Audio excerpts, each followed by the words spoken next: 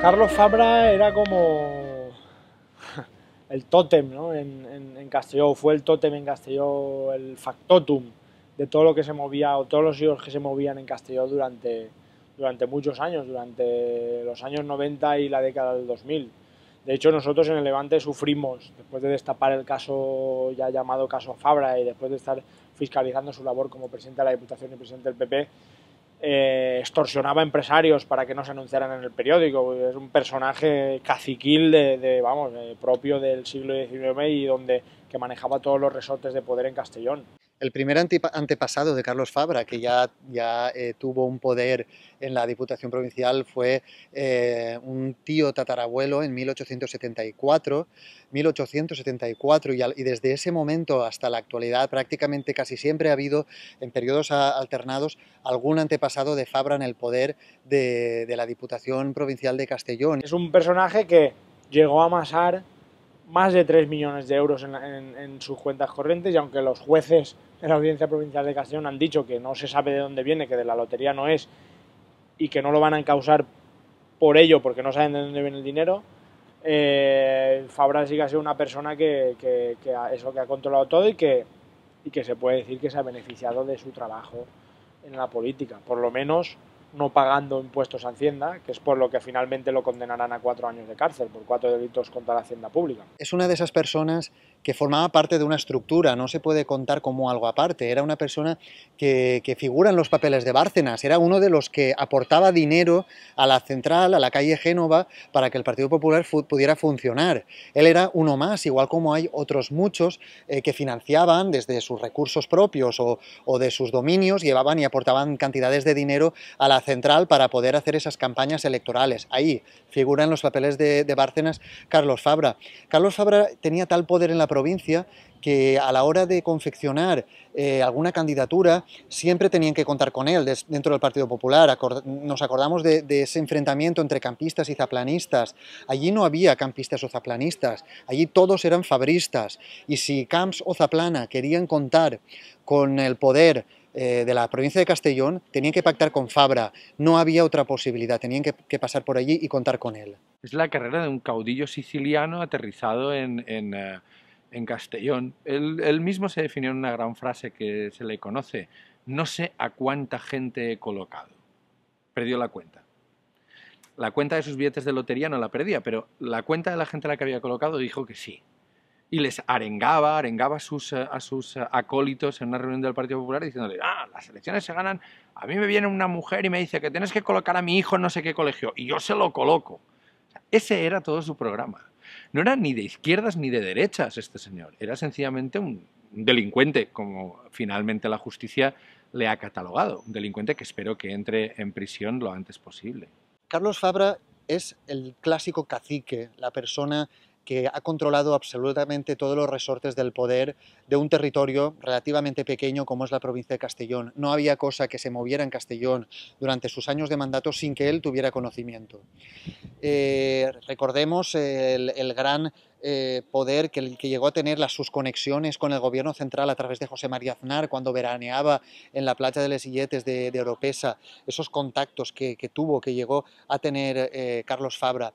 Y sobre Carlos Fabra recae la sospecha de cobrar comisiones por todas las gestiones que realizaba como mediador ante el Gobierno de España, ante la Generalitat, y sobre él recae la sospecha de que a la hora de un empresario querer solucionar un problema, querer tener una gestión, sea con los gobiernos central o autonómico, ahí estaba Carlos Fabra para solucionárselo a cambio de una comisión. Esa es una de las sospechas que han recaído sobre él y es una de las cosas que no se han podido probar en el juicio. Carlos Fabra se cuidó muy mucho de no poner jamás la cara en nada. Los otros ganaban las elecciones y luego le hacían a él el presidente de la Diputación. Ese era su negocio. Y luego él colocaba diputados. Aquí en estas Cortes hay diputados que solo son diputados porque Carlos Fabra lo decía. En Madrid hay una tal Andrea Fabra, Andreita, conocida por Que se jodan, no sé si os acordáis de aquel episodio, cuando lo de los parados, que se jodan. Esa chica se llama Andrea, Andreita para los amigos, Andrea Fabra, ¿vale? A Andrea Fabra no se le conoce mayor mérito en la política, en la ciencia, en la academia, en la tecnología, que ser hija de Fabra. está allí porque es hija de Carlos Fabra y nadie ha decidido removerla, ni la van a remover de su condición de diputada del Partido Popular, por mucho que su padre, el único que la colocó allí, entre en la cárcel. Ese era el negocio de Carlos Fabra.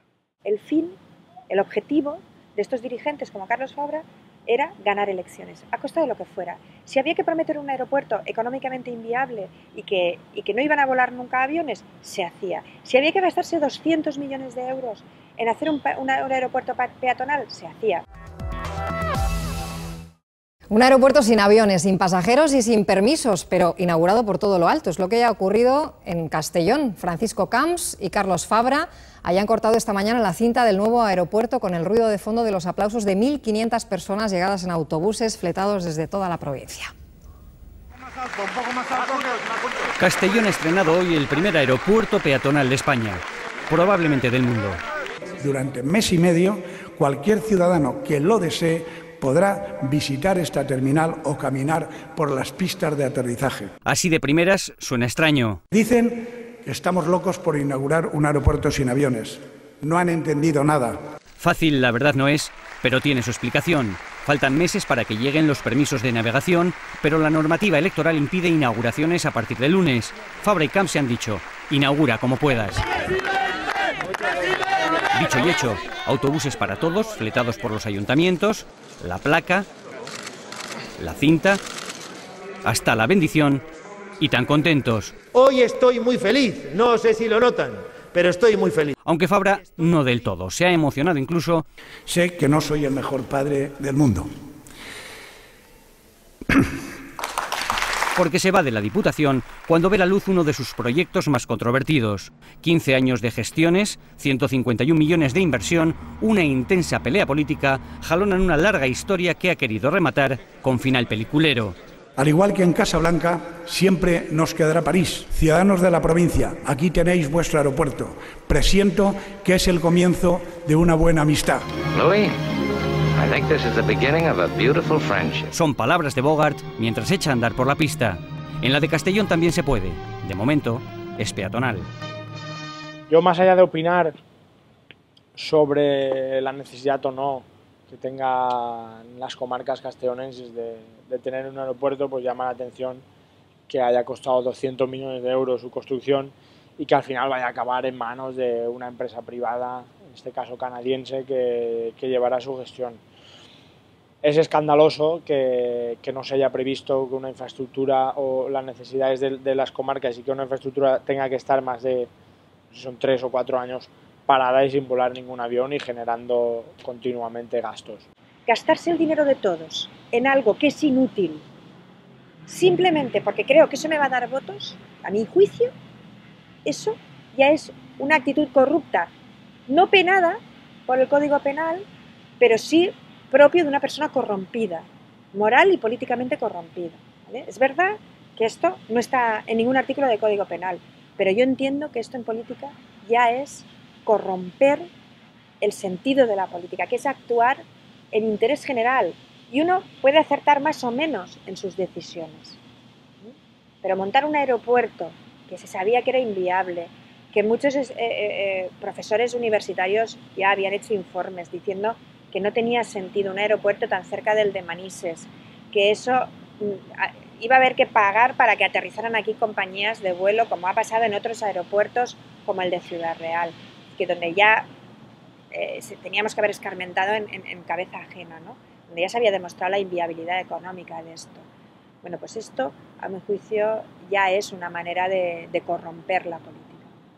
A nadie se le escapa, y así lo dicen muchos teóricos, que los grandes eventos y los grandes proyectos se realizan para desviar comisiones, porque al ser tan grandes cantidades de presupuestos es más fácil desviar una parte pequeña, bien sea para el partido político de turno, bien sea para el político de turno, pero en el caso del aeropuerto de Castellón, aunque se han hecho dispendios escandalosos como patrocinar las camisetas de equipos de fútbol o como continuar manteniendo la vigilancia, 1000 historias y 1000 gastos superfluos, no me atrevería a decir, a lo que sabemos a día de hoy, que haya habido corrupción detrás de ello. Siempre se comentaba el enorme poder que tenía Carlos Fabra en la provincia, que lo controlaba absolutamente todo. Eran muy sospechosos la dilación del proceso, que ha durado casi 10 años. ¿Por qué se estaba retrasando tanto? ¿Por qué había tantos cambios de jueces, de fiscales? ¿Qué pasaba en la Audiencia Provincial de Castellón? Siempre estaba la sospecha de que tenía un ángel de la guarda, ¿no?, que de alguna forma le salvaba. De hecho, en 2 ocasiones se intentó archivar el caso Fabra por la Audiencia Provincial de Castellón y el órgano superior, que es el Tribunal Supremo, ordenó reabrirlo porque sí que había indicios delictivos, no lo que decía la Audiencia Provincial de Castellón, que también tuvo resoluciones favorables, como bajarle la fianza que le había impuesto el juez. Todo le era favorable en la Audiencia Provincial de Castellón. Antes del juicio se reconoció por parte de su presidente de la Audiencia Provincial lo que todos sospechaban, que era amigo íntimo de Carlos Fabra. Ahí se descubrió antes del juicio, cuando él decidió retirarse de la presidencia del juicio, se descubrió que en realidad había esta estrecha amistad, al mismo tiempo que también se reconoció entre Juan Luis de la Rúa y Francisco Camps en el caso Gürtel, esa relación íntima entre el presidente de la Audiencia Provincial de Castellón y Carlos Fabra. Se tuvo que retirar, se pudo realizar el juicio y hubo condena, tal y como el Tribunal Supremo, que es el órgano superior no contaminado, siempre había dicho que se tenía que investigar y que se tenía que condenar. Carlos Fabra controlaba, ya os digo, todos los resortes de poder y tenía la suficiente fuerza como para presionar a jueces y fiscales. De hecho, alguno de los jueces que instruyó el caso pidió amparo en el Consejo General del Poder Judicial por las presiones que estaba recibiendo. Yo solo lamento que por un montón de razones, unas más explicables que otras, alguien que debería haber sido juzgado con la misma celeridad con la que se juzga a otros delincuentes, haya pasado tanto y tanto tiempo sin que se le haya juzgado. Creo que eso ha hecho un grave daño a la credibilidad del sistema democrático y un más grave aún daño a la credibilidad del sistema judicial. A él le ha pasado como al Capone, que solo lo pudieron coger por el delito fiscal, que lo tenían atado y bien atado y por ello le han caído 4 años, pero en el auto, y lo comentábamos antes, el auto viene a decir que saben que ha conseguido amasar más de 3 millones de euros a través de entradas de dinero con sobres y de dinero en metálico a sus cuentas corrientes, pero no se ha podido demostrar de dónde vienen, ni que sean de sobornos, ni que sean de comisiones, ni que sean... No, los jueces no han podido demostrar, los instructores no han podido demostrar de qué viene, por lo tanto no le aplican ni cohecho, ni tráfico de influencias, ni prevaricación. Al Capone, mira, sí cometió crímenes y al final lo condenaron por delito fiscal. Fíjate qué paralelismos, ¿no? Qué casualidad. Al final, pues yo creo que la justicia ha ido por el camino más rápido, entre comillas, porque recordemos que han sido 10 años de caso Fabra, pero finalmente pues conseguirá penar, pues aunque sea 4 años en la cárcel, pues por pagar por algo que yo creo que es mucho más, pero de momento pues penará por eso. Llámeme usted resignado por aquello de ser valenciano, pero ya me empieza a dar un poco igual por qué o por cuál de todos sus delitos acabe en la cárcel. Esta sociedad necesita que le llegue el mensaje de que los delitos no quedan impunes, que los delincuentes no quedan impunes, y me alegro y me felicito del trabajo de la Fiscalía y de la Policía por finalmente haberle llevado a la cárcel por uno de los muchos delitos de los que le hemos acusado. Siempre habrá alguien que piense que se merece más pena, ¿no? Pero yo entiendo que él ha sido condenado y que eso lo pone en su lugar, ¿eh? En el lugar de un delincuente. Porque la justicia lo que ha dicho es que este señor es un delincuente. ¿Contempla el indulto como último ya recurso? No, no contemplo ningún indulto ni lo voy a pedir. Pero estamos muy lejos de todo eso. No hagan ustedes previsiones, como he leído en algún medio hoy, que decía, la cárcel espera a Fabra. Bueno, no sé, si me espera, tendrá que esperarme todavía una temporada. Solamente voy a decir lo que yo quiero decir. Acogiéndome a mi derecho constitucional, he presentado la petición de indulto y la audiencia resolverá en su momento. Carlos Fabra ha pedido el indulto porque es una opción que contempla la ley.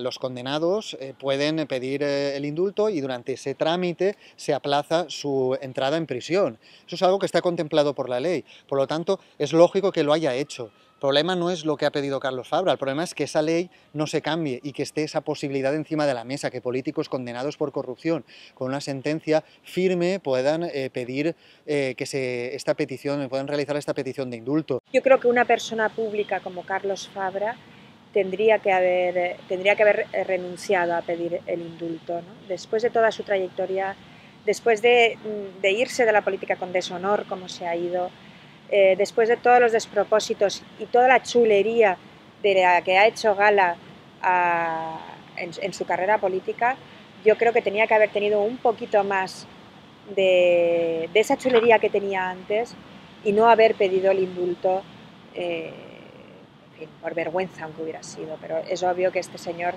se ve que de vergüenza no va muy bien servido.